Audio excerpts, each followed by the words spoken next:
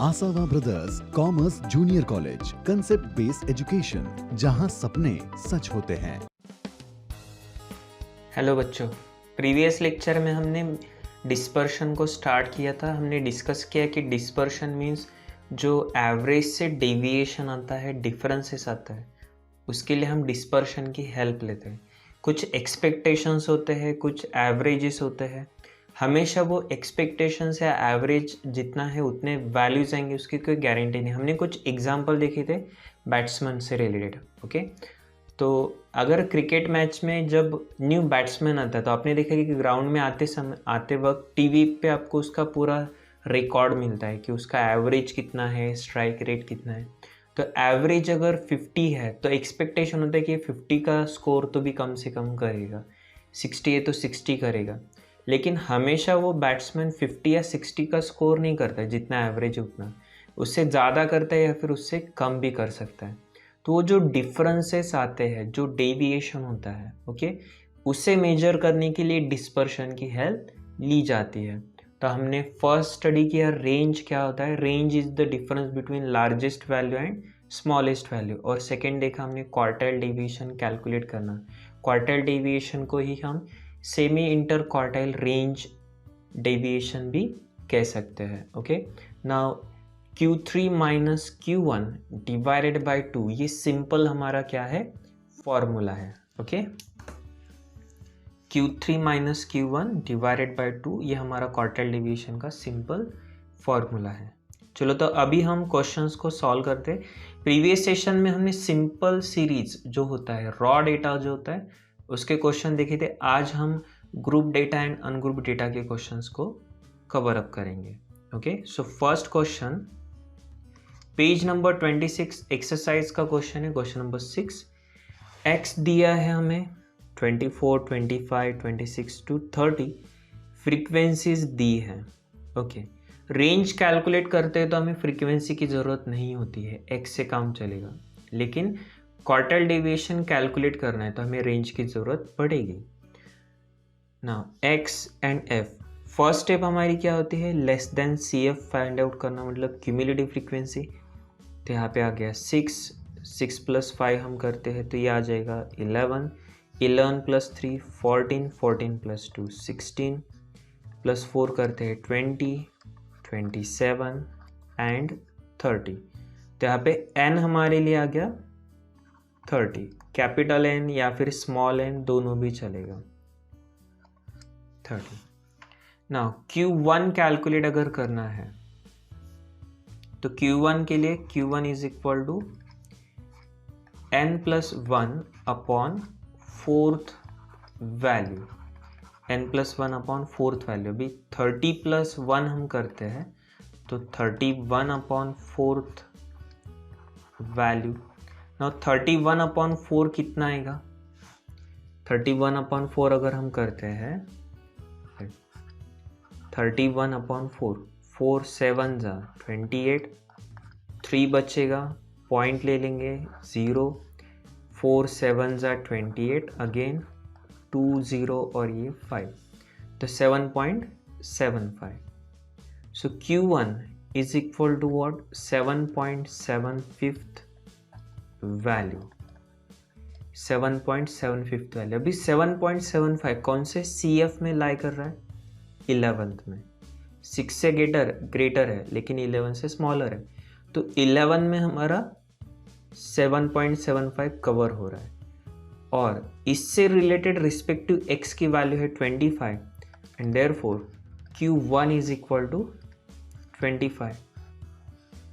Q1 आ गया हमारे लिए 25। अब सिमिलरली हमें कैलकुलेट करना है Q3 which is equal to 3 into n plus 1 by fourth value. Now 3 into n plus 1, अभी n प्लस 1 अगेन 31 आएगा, 31 डिवाइडेड बाई 4 7.75 इंटू 3 कर दो। 7.75 को अगर हम 3 से डिवाइड करते हैं तो ये आना चाहिए हमारा 23.25। तो 23.25 वैल्यू कौन से CF में है, ग्रेटर देन 20 है लेकिन लेस देन 27 है।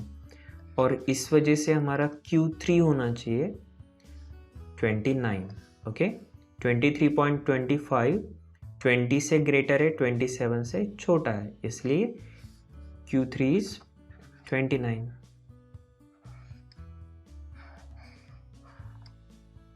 अभी हमें Q3 मिल गया। QD कैलकुलेट करना है तो फॉर्मूला क्या है हमारे लिए? Quartile deviation is equal to QD is equal to Q3 minus Q1 upon 2, which is 29 minus 25 divided by 2. 29 minus 25 is 4 and 4 upon 2, that is 2. So quartile deviation हमें यहाँ पे मिल गया 2, okay? तो काफ़ी आसान है, Q1 Q3 कैलकुलेट करो, दोनों का डिफरेंस और डिवाइडेड बाय 2। चलो आंसर लिख लेना है। ये हमारा अनग्रुप डेटा था और अब हम देखते हैं ग्रुप डेटा का एक क्वेश्चन। ये रहा पेज नंबर 27, एक्सरसाइज का 8th क्वेश्चन है। वेट दिया है 10 to 12, 12 to 14, 14 to 16 and so on. Number of boxes हमें दिए हैं, मतलब F is given 3, 7, 16 and so on.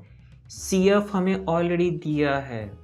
वैसे तो हमारी फर्स्ट स्टेप क्या होती है, CF को कैलकुलेट करना, लेकिन इस क्वेश्चन में तो CF ऑलरेडी दिया है, तो हमें यहाँ पे अभी डायरेक्ट आंसर भी हम फाइंड आउट कर सकते हैं, हमें वो टेबल बनाने की ज़रूरत भी नहीं पड़ेगी, ओके। चलो नेक्स्ट क्या करना होगा, अभी Q1 और Q3 कैलकुलेट करना है, तो Q1 ग्रुप और Q3 ग्रुप निकालना होगा। तो Q1 ग्रुप के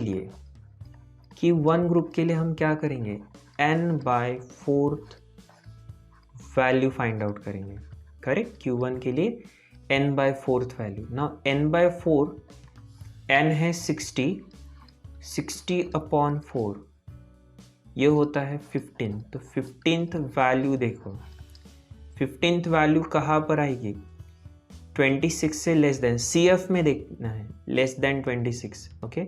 इसका मतलब 14 to 16 ये हमारा क्या आ गया, Q1 ग्रुप हो गया। अब इसी तरीके से Q3 ग्रुप कैलकुलेट करना है। Q3 ग्रुप के लिए हम क्या करेंगे, 3n divided by 4th value find out करेंगे।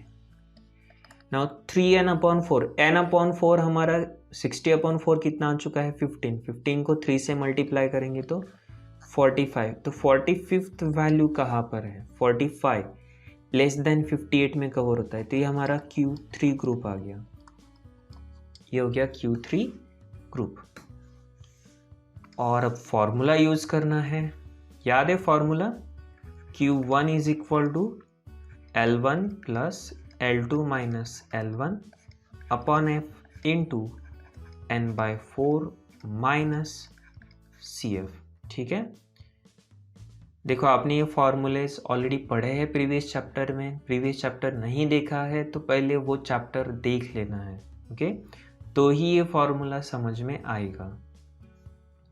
नाउ वैल्यूज को पुटअप करते हैं। अभी L1 कितना है, 14 to 16, लोअर लिमिट है हमारे लिए 14 plus L2 minus L1, 16 minus 14 क्या जाएगा 2 डिवाइडेड बाय F मीन्स इस ग्रुप की फ्रीक्वेंसी, अभी 16 इस सेकेंड यहाँ पे हमारे पास फ्रीक्वेंसी, तो F क्या रहेगा 16 इंटू n/4, अभी n/4 हमारा आ चुका है 60 upon 4 15 minus CF previous group का CF 14 to 16 का प्रीवियस ग्रुप है 12 to 14 और इसका CF कितना है 10, तो माइनस 10। अब हम इसे सॉल्व कर सकते हैं, 14 प्लस 2 अपॉन 16 है, मतलब 1/8, 1 और 8, 15 माइनस 10 5 इंटू 1 5 एंड 5 अपॉन 8, तो 14 प्लस 5 अपॉन 8, चलो 5 अपॉन 8 करके देखते हैं कितना आएगा, 5 अपॉन 8। पॉइंट लेना पड़ेगा स्टार्टिंग में ही, 0, 8 6 48, 2 0, 8 2 16, 4 0 और ये 5, तो 14 प्लस 0.625 और ये आ जाएगा 14.625 and therefore Q1 is equal to 14.625।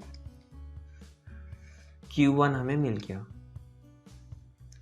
और अब Q3 कैलकुलेट करना है। इसी तरीके से L1 plus L2 minus L1 upon F into Q3 के लिए हम क्या लेंगे 3n/4 3n upon 4 minus CF which is equal to Q3 group 18 to 20 है तो 18 प्लस 20 और 18 का डिफरेंस कितना है 2 अपॉन फ्रीक्वेंसी इस ग्रुप की है 18 इंटू 3n/4 ये हमारा 45 आ चुका है ऑलरेडी माइनस प्रीवियस ग्रुप का CF, प्रीवियस ग्रुप का CF कितना है 40।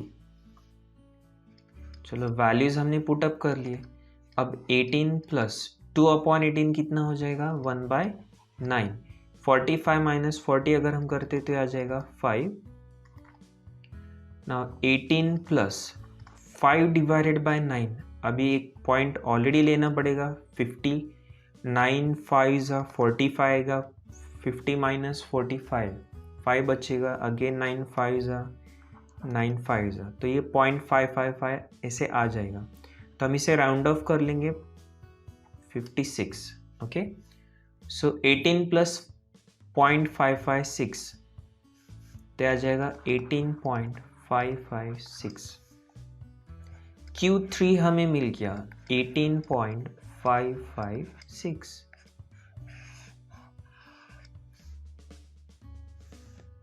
ठीक है Q1 है और Q3 है।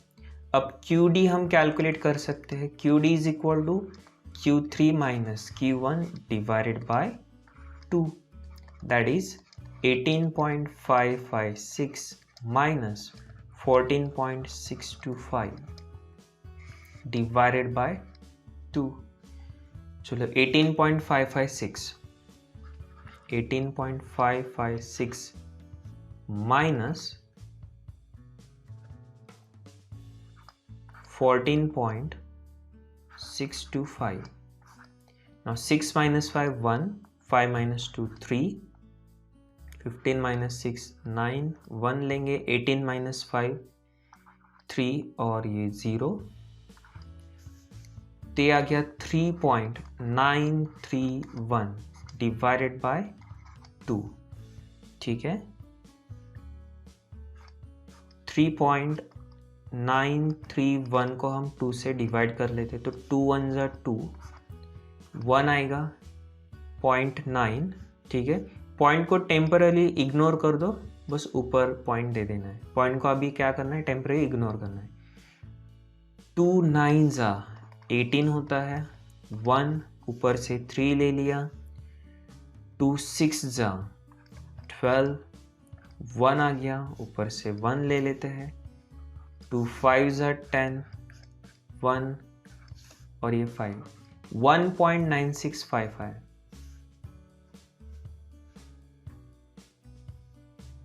QD is equal to what 1.9655। देखो 1.9655 ये हमारा आंसर आ गया। तो अगेन वीडियो पॉज करके आंसर को लिखो।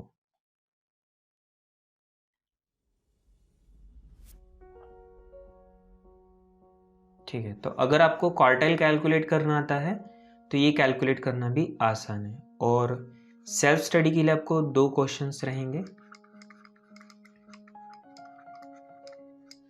पेज नंबर 26 के ऊपर एक्सरसाइज का 7th क्वेश्चन है।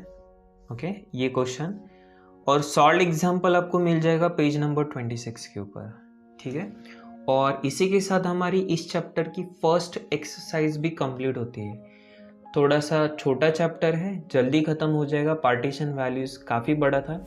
वैसे ये चैप्टर है छोटा लेकिन इसमें हमें ना आगे मीन और एवरेजेस कैसे कैलकुलेट करना है। जो आप 10th तक पढ़ चुके तो उसका रिवीजन करना पड़ेगा, तो उसके लिए हमें 1 या 2 लेक्चर एक्स्ट्रा लग सकते हैं। ओके, चलो कोई बात नहीं, अभी तो हमारे फर्स्ट एक्सरसाइज कंप्लीट हो चुकी है। नेक्स्ट सेशन में हम मीन का रिवीजन भी करने वाले हैं। ओके, सो जल्द ही हम मिलेंगे।